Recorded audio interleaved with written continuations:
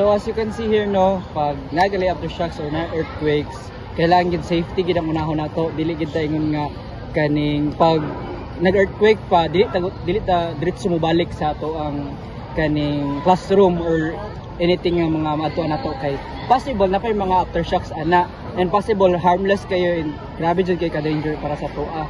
So in order para safety ta, dapat i-safe po nimo imong kagalingon, dapat iset nimo imong mind nga ay dili ta man dira kay kuan kayo ang kaning aftershocks basig mahulugan ka. Dapat guys, be safety gyud basta kabalo ta, dapat mag-pack ta sa tong gamit or if dili na gyud kaya, biyanan na inyong gamit kay para dili pa mo maunsa kay ayon ibaylo inyong kinabuhi sa inyong gamit kay ano, mas importante ang kinabuhi nimo kaysa imong gamit guys. Mo na nga sa karon ang dapat ang learn jud nga imong ikuan, dapat ang learn jud nga imong isulod sa imong utok.